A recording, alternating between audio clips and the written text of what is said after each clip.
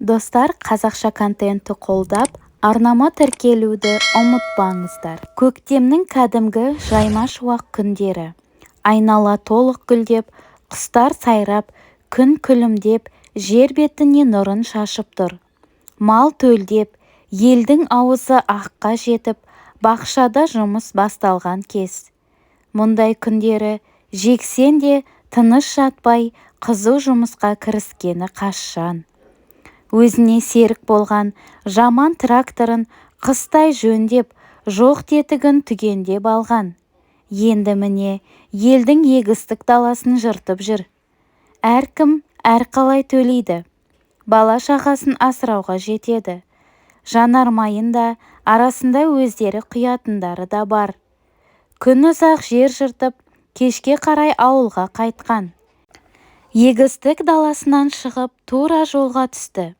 Шаршап қалғаны енді сезіле бастады. Қазір үйіне барса, жуынып шайынып, әйелінің дәмділеп істеген тамағын ішіп, бала шағасымен біраз ойнап, екі аяқты көсіліп жатқан төсегіне жата қалатынын көз алдына елестетіп келеді. Өзіне іштей риза. Риза болмағанда ше, ауылда бұдан басқа ешкімде трактор жоқ. Нағыз науқанның кезі. Елдің барлығы жексен деп асты үстіне шығып кезекке тұратын кез. Бұның жаман тракторы болмағанда қайтер еді? Жерлері жыртылмай, істері бітпей қарап тұрар еді ғой.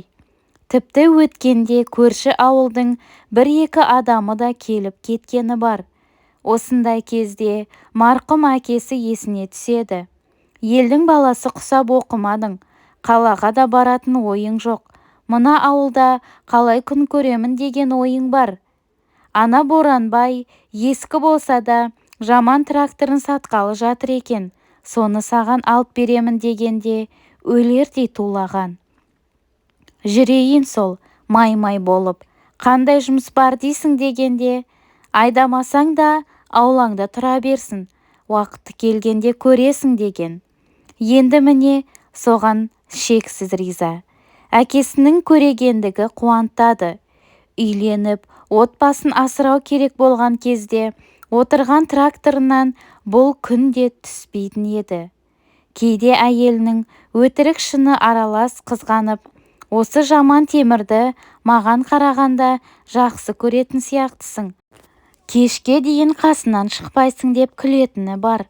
Ондайда бұл май-май қолымен мұрнын бір тартып қойып, әрине, сенен артық асыраушым ғой деп қояды.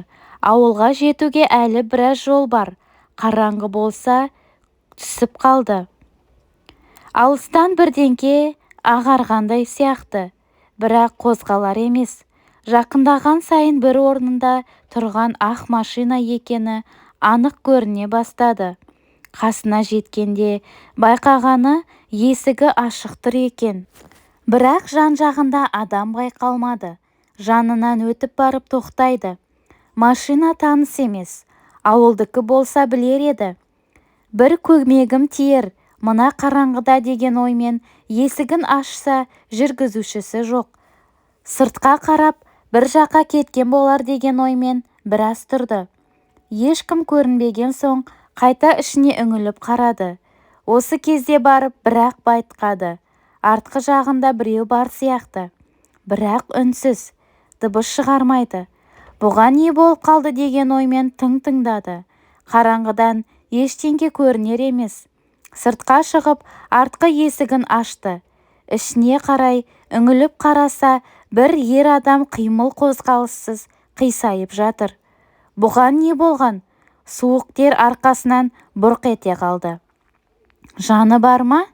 Қалтасынан телефонын шығарып, жарығын жағып қарай бастады. Енді байқады. Өлтіріп кеткен екен. Дереу артқа шегінді. Жүргізушісі қайда? Қайдан шыққаны белгісіз біреу зілдей темірмен басынан бір қойды. Көздері қарауытып, есінен танып құлап бара жатты. Айманның мазасы кетті. Балалар баяғыда ұйықтап қалған. Жексеннің бұлай кешігетін әдеті жоқ еді. Тракторы сынып қалды ма екен деп біраз күтті. Құлағын түртіп тыңдап қояды. Түн ортасы болған кезде қалғып кеткен екен. Шошып оянды. Далаға шығып тыңдап біраз отырды. Мүгілген түн тыныштығы өзін қорқыта бастады. Ұялы телефонына қоңырау шалғанда пайда болған жоқ дыбысты шықпайды. Түн ортасында елді шошытып кімге қоңырау соғарын білмеді. Осылай таң атып, бірінші қайын ағасына қоңырау шалды. Іздеу жұмыстары басталып, ауылға қайтар жолда Жексеннің тракторы табылды. Бірақ өзі жоқ. Ауыл жігіттері атқа отырып та, жаяу жүріп те іздейді. Бірақ Жексен табылмайды. Есі шыққан Айман 3 баласын құшақтап қала береді. Сол түні жолға шыққан Нұртай мен Гүлмира Амантайды алдап алып шығады. Бар ойлары құжатқа қол қойдырту. Оған көне қоймайтын болғандықтан ауылға барамыз. Біраз демалып қайтамыз деп ауылға қарай тартқан болатын. Орта жолға келгенде әңгіме шиеленісіп, ызаға булыққан Нұртай Амантайды пышақтап өлтіреді. Есі шыққан Гүлмира шыңғырып машинадан түсе қашады. Нұртайды ондай қылмысқа барады деп ойламаған еді. Ай даладағы ессіз далада артынан қуып жеткен Нұртай ұрып-жығып талдырады. Гүлмираны иығына өңгеріп алып машинаға қарай жүреді. Алыстан дарылдаған дауыс естіледі. Трактор тура өздері тұрған жолмен жақындап келеді екен. Гүлмираны жерге түсіріп, өзі де жата қалады. Оларды трактор ішіндегі адам байқамайды. Өтіп барып тоқтай қалады. Машинаға келіп ішін қарай бастайды. Қап, мынаның қорлығын-ай деп тістеніп алып, жаймен орнынан тұруға ыңғайланады. Тракторист қараңғыда мұны көретін емес. Енді артқы есікті ашып ішке кіреді. Қалай кірсе, солай тез атып шығады. Қолына алдыңғы есіктің аяқ жақта жатқан темірді алып үлгерген Нұртай трактористің басын оңдатпай ұрып жібереді. Ол есінен танып құлайды. Енді қарап тұруға болмайды. Жол үсті тағы біреулер келіп қалуы мүмкін. Дереу шешім қабылдап, көліктің артқы бөлігіне трактористі тығады. Анандай жерде Гүлмираны жұлқып тұрғызады. Ол ендігі есін жинап қалған екен. Дыбысыңды шығарма, әйтпесе сені де өлтіремін деп аузын басады. Тұр тез, машинаға отыр. Бұл жерден кету керек деп машинаның алдыңғы жағына отырғызады. Тракторды көрген Гүлмира қолын созып көрсетіп еді. Үндеме, өшір үніңді деп зекіп тастайды. Машинаны от алдырып, жүріп кетеді. Ауылға кірмей қасынан өте шығады. 200 шақырымдай алыстаған жерде жолдан шығып тоқтайды. Машинаның артқы капотын ашып, трактористі жол шетіне тастап кетеді. Оны жерге тастаған кезде ыңырсыған даусы шығады. Тірі екен дегендей бір қарап, көлігіне отырып кете береді. Амантайдың денесінен басқа жерде құтылады. Келесі күні кешке, бірақ Гүлмира екеуі қалаға қайтады. Істеген қылмыстарының ізін жабу үшін біраз жоспар құрастырады. Ес-түссіз жатқан Жексен көзін ашқанда айнала жарық, күндіз еді. Ең алғаш сезгені тамағы кеуіп қалыпты, басы ауыратын сияқты. Орнынан тұрып жан-жағына қарады. Айнала шексіз дала, өзі жолға жақын жерде тұр. Не істеп тұрғанын білмейді. Басы ауған жаққа қарай жүріп кете береді. Қанша жүргені белгісіз. Аяқтары бастыртпай қалады. Не істеп тұрғанын білмейді. Басы ауған жаққа қарай жүріп кете береді. Қанша жүргені белгісіз. Аяқтары бастыртпай тұрған жерінде құлайды. Сол жатқаннан келесі күні бірақ малын бағып жүрген қойшы тауып алады. Атына бұлқылдаған денесін әрең көтеріп үйіне әкеледі. Атына өңгеріп бір адамды әкелген әкесінің алдынан айғаным шығады. Екеулеп үйге кіргізеді. Киіз үйдің бір жағында көрпені төсеп жіберіп жатқызады. Бұл үйде қойшы әйелі, қызы үшеуі ғана тұратын. Қойшы күн ұзақта өріске кеткенде Айғаным шешесі екеуі қалады екен. Осыдан 2 жыл бұрын қан қысымы көтеріліп, бір құлап тұрған шешесін тастап кете алмай, айналшықтап жүрген қартайған ата-анасына қарап жүрген түрі ғой. Қойшы белгісіз адамды әкеліп тастап, қайта малға кетті. Айғаным шешесі екеуі бір-біріне қарап бейтаныс адамды зерттей бастады. Су әкеліп, аузына тамыздырады. Денесінің қызуын түсіріп, есін жиғанда тамағын береді. Сәл бойына күш жинаған Жексен жаймен көзін ашады. Бірақ өзінің кім екенін білмейді. Келесі күні қойшы сайлау Жексенді тергей бастайды. Қай жақтан боласың, балам? Жауап жоқ. Атың кім? Тағы да жауап жоқ. Сөйлей аласың ба өзі дегенде, бірақ басын изеді. Сөйлеші қане, даусыңды естейік, бірдеңке айт. Не айтамын? Қай жерің ауырып тұр? Басым деп басын ұстады. Сөйлей алады екенсің. Кім екеніңді ұмытып қалғансың ба? Тағы да үнсіздік. Енді әйелі мен қызына қарап, 1-2 күн бақылайық, болмаса ауылға апару керек деді. Сол 2 күн ішінде Айғанымға жақсы болды. Үйдегі отын жару, от жағу, біраз тірліктеріне жұмсап жұмыстарын жасатып алды. Арасында, сонымен сен кімсің, есіңе түспеді ме деп сұрап қояды.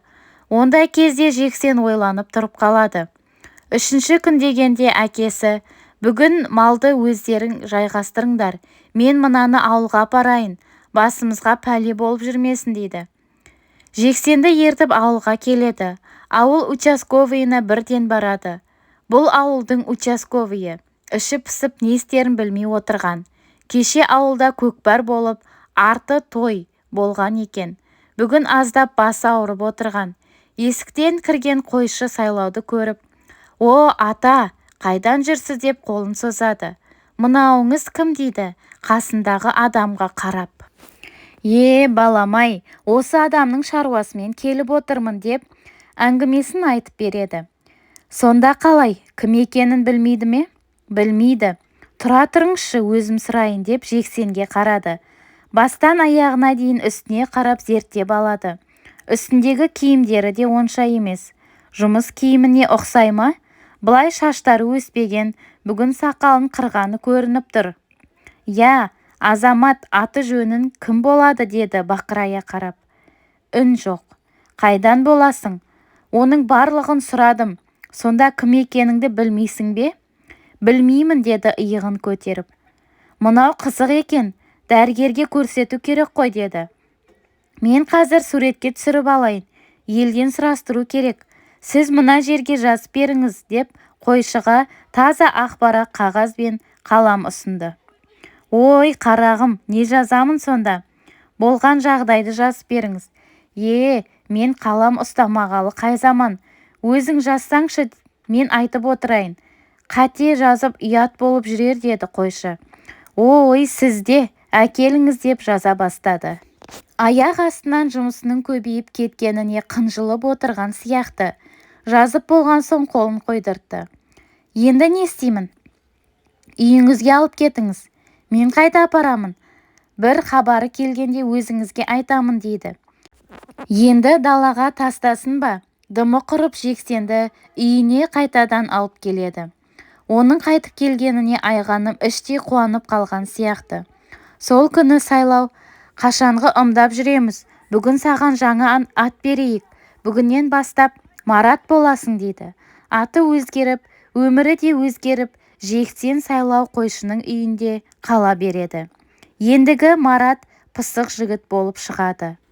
Бұл күндері малды Маратқа бақтырып, сайлау өзі үйде қалатын болған. Күндер сырғып өтіп жатады. Қыс өтіп, тура 1 жылдан соң жадырап көктем айлары қайтадан келеді. Осы 1 жылдың ішінде Айманның өмірі өмір болмай кетеді. Көз жасы 1 күн құрғамайды.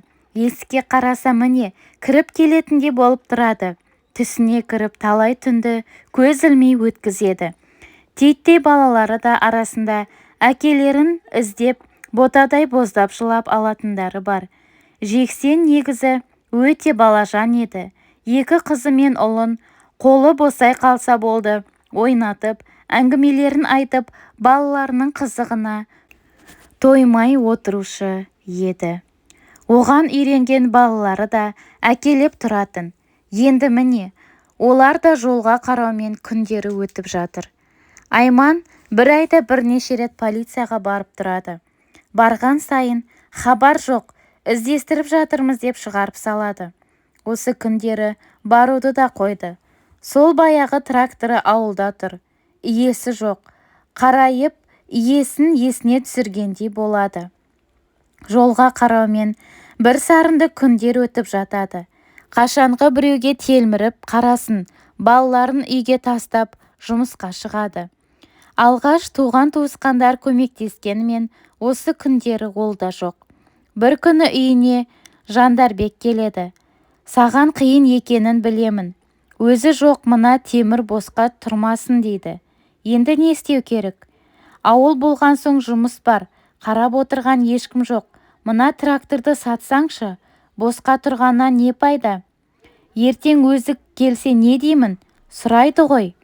Ой, сен де келеді деп ойлайсың ба дегені сол еді. Айманның көзі жасқа толып әрең отырды.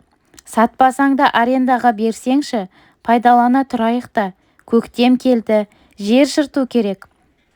Қайын ағаммен сөйлесіп көр, мен айта алмаймын. Қайын ағаң белгілі адам ғой, оған сұрағанша саған дым тартымайды. Одан да түскен ақшаны өзің алып отырмайсың ба деген сөзіне ойланып қалды. Содан бері көп ойланып ақыры қайын ағасына айтады. Тракторды Жандарбекке жалға береді. Бір жыл қаңтарылып тұрған тракторды Жандарбектің алғаны сол екен, ауылда өсек тарап кетеді. Оның рас өтірігін анықтап жатқан ешкім жоқ. Тілге тиек ететін сөз болса болды. Түйме дейді, түйедей қылып, соңында Айман Жандарбекпен ым-жымы бір екен деген сөздер күшейіп кетеді. Оны басында естімеген Айман мән бермей жүре береді. Бір күні ауылда бір жиында әйелдердің өзіне қарап қойып, арасында бетін бір шымшып алып, өсекті жіберіп отырғанын естіп қалады. Басқа біреу айтса сенбес еді, өз құлағымен естіген соң аптырап қалды. Жандарбекке қоңырау шалып, тракторды орнына қоюын сұрайды. Ойбай, жұмысымның жартысы бітпеді, бұның не? Елдің аузына қақпақ бола алмаймын, сөзге қалдым, естіп жатқан шығарсың. Елдің сөзін қуалай берсең жетпейсің, қайта қалтаңа ақша түсіп, бала-шағаң несібе тартып жатыр емес пе? Онда өзің елдің аузын жап, сенің қатының қызғанып жатқан жоқ па осы? Менің қатыныма ақша болса болды емес пе деп қояды.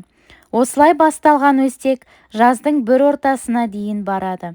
Соңында Жандарбек ана жері сынды, мына жері сынды, ана темір алдым, мынандай ауыстырдым деп жылпылдап беру керек болған тиынның жартысынан азын ғана беріп зар қақсатты. Сенің осындай сұмырай екеніңді білгенде мүлдем тракторды бермес едім.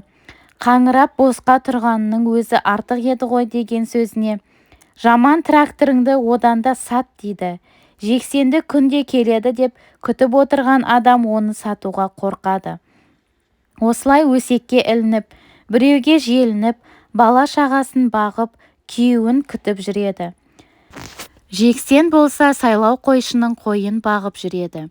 Бәрінен де айғаным риза. Маратты өмір бақи осылай жүретіндей көреді. Бұрын қит етсе, шешесіне кетемін деп қорқытатын. Қазір ол сөзді ұмытқан. Маратты айналшықтап шықпайды. Осы күндері әкесінен де ұялғанды да қойған. Атқа отырып, Маратпен бірге кетіп қалады. Қазір де Мараттың қасында отыр. Қойды өрісте өргізіп, қойып екеуі бір төбеде отыр. Аттары жақын жерде. Арасында ысқырып, иттерін малды қайтаруға жіберіп қояды. Бірақ неге екені белгісіз, бүгін Жексеннің көңіл күйі жоқ. Марат, не ойлап отырсың? Соңғы кездері түс көретін болыппын. Иә, түсің не дейді? Жаман түстер. Үнемі бір жерге жете алмай жүремін. Мен бұл жерден кеткім келеді дегенде Айғаным шошып кетеді. Неге? Саған менімен болған ұнамайды ма? Мен адасып жүрген сияқтымын деп алысқа көзін тігіп отырады. Айғаным болса қобалжып Маратты құшақтап алады. Сені ешқайда жібермеймін деп жабыса түседі. Бірақ Жексенде ешқандай кері байланыс болмады. Ауыл участковыйының кабинеті. Ауыл участковыйы өзінің кабинетінде отыр. Компьютерді ақтарып отыратын әдеті. Арасында ойын ойнап, видео көріп, ескі папкаларды ақтарып қарай бастады. Бір кезде бір ескі сақталған суреттерді жүргізе бастады. Тоқтай қалды. Таныс біреу. Қайдан көрдім деген ой келді. Есіне түсіре алмады. Келесі күні де дәл солай компьютерді ақтарып отырды. Бірақ есіне түсіре алмады. Кешке жұмыстан қайтқан соң жолда сайлау қойшыны көреді. Сол жерде есіне түсіп кабинетіне қайта оралады. Суреттерді ақтарып есіне түсіре алмаған адамды қайта тауып алады. Дәл соның өзі дейді дауыстап. Астындағы жазуларды оқи бастайды. Іздестіру салынды. Жексен Қайырбек деп тұр екен. Дереу кабинеттен атып шығып, сайлау қойшыны іздестіре бастайды.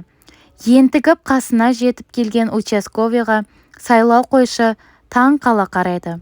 Амандасып болған соң, ата, қасыңыздағы есін білмейтін адамыңыз қайда деді. Қой бағып жүр. Ешқайда кетпеді ме?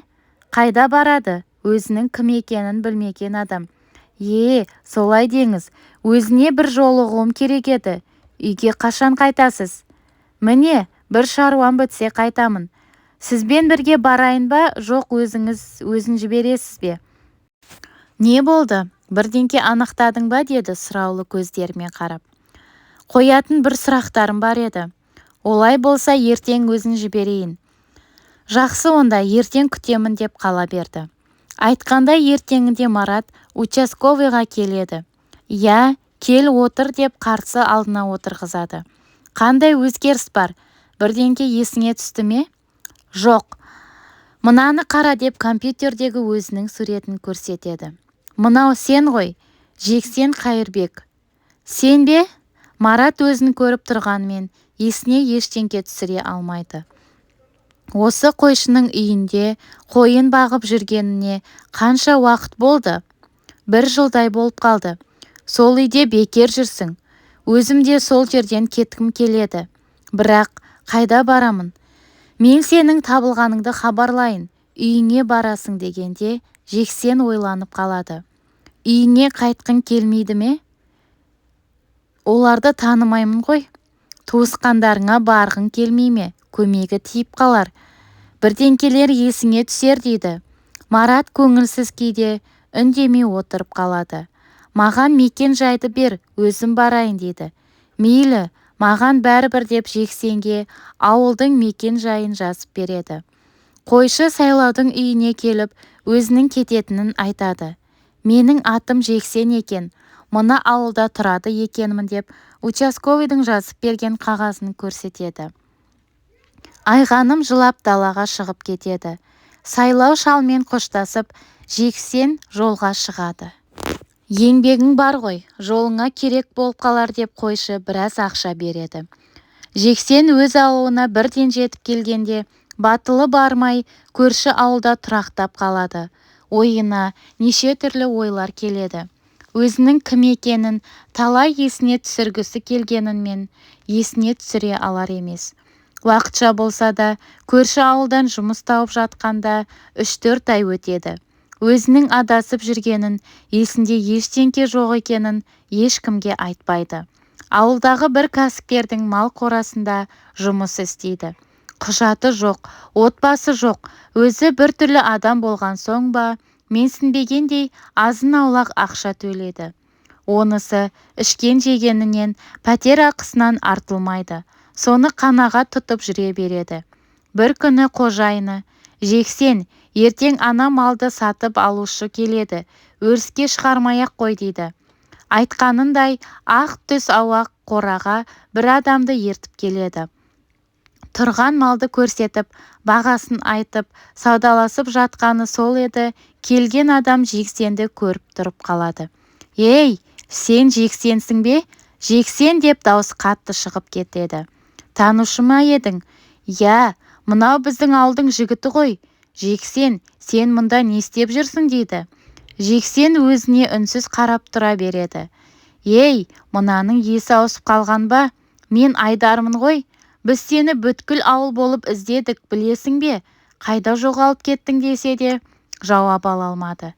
«Біз сені ұзақ іздеп таппадық. Не болды?» Жексен өзінің оқиғасын айтып береді. «Енді неге жүрсің бұл жерде? Қайтпайсың ба? Айман сені күтіп жүр». «Бірақ қайдам?» дегенде Жексен сұрайлы көзбен қарады. «Сенің Айманың деген әйелің бар, бала шағаң, үйің бар, бауырың бар. Үйге қайтатын ойың бар ма? Мен танымайтын адамдармен қалай тұрамын? Танымасаң, танысасың да, жүр үйге, бірге қайтамыз» деді. «Мен қайтуға дайын емеспін. Мынауың қиын болды-ау. Есің дұрыс па? Сен не өлі емес, не тірі емес, не істеп жүрсің?» деп еді. «Мен осында жүре тұрамын. Сен мен туралы ешкімге ештеңке айтпашы» деді қиылып. «Сен өзі мені таныдың ба? Мен Айдармын ғой» деп Жексенге үңіле қарады. Бірақ Жексен жауап бермеді. Сол жерде қала берді. Ауылға келген соң Айдар шыдасын ба? Бірден Айманға барады. «Маған сүйіншіңді дайындай бер, Айман. Мен сенің Жексеніңді көрдім» дегенде есі шыққан Айманның жүрегі шығып кете жаздайды. «Қайда? Өтірік айтып тұрған жоқсың ба?» «Жоқ, өз көзімен көріп сөйлесіп те келдім» дегенде «Қалай?» деп Айман аптырап қалды. «Ол мені танымады». «Танымаған нес? Есін білмейді екен. Тіпті өзінің кім екенін де білмейді екен. О, жаратқан ием-ай, қалай сонда? Жадынан айрылған дейді ме? Сені, бала шағасын да ұмытқан.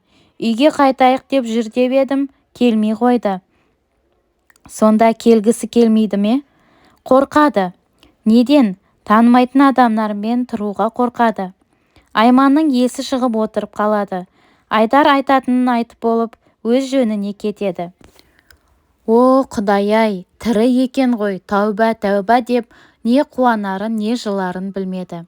Қайынағасына хабарласып түнделетіп көрші ауылға барады. Бірақ Жексенді таппады. Қожайыны қайда кеткенін айтпады. Менен ақшасын алды да кетіп қалды деп қарап отыр. Айман жерге отыра қалып, көз жасына ерік беріп жылап алды. Іштей Жексеннің тірі болғанына көңіліне медеу болады. Жексеннің бары ауылға тез тарап кетеді. Айман барып таба алмағанын да естиді. Енді барлығы Айманға жаны ашып қарай бастайды. Одан да өлген артық еді. Жылап-жылап жылын берген соң ұмытар еді. «Мынау не енді? Қиын болды-ау» деп сан-саққа жүгіртті. Меңіреу қалпында қалған Айман Жексеннің құжаттарын түгендеп, киімдерін реттеп, ертең келетін адамдай жинастырып қойды. Аулада тұрған тракторға бірақ қарай алмады. Тракторды бірінші табылған алушыға сатып жіберді. Өзі сол ақшаны Жексенді іздестіруге де бел буды. Жақын жерде жүруден қашып, Жексен аудан орталығына келеді. Әр жерде бір жұмыс деп жүріп жатады. Ең алғаш болып есіне түскені әкесі болды. Әкесін түсінде көреді. Еміс-еміс өмірінің бір бөлшектері көз алдына келе бастайды. Дәрігерге барып қаралып емделе бастайды. «Сіз негізі дұрыс істейсіз. Өзіңізді қинап, бір нәрсені есіңізге түсіруге тырыспаңыз. Миды жаттықтыру жұмыстарын жасаңыз.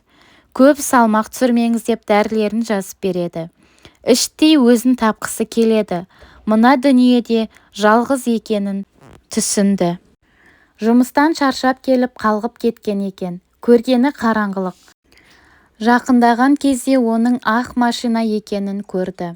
Трактордан түсіп машинаға барған кезде есігі ашық тұр екен. Ішіне үңіліп қарап еді, ешкім жоқ.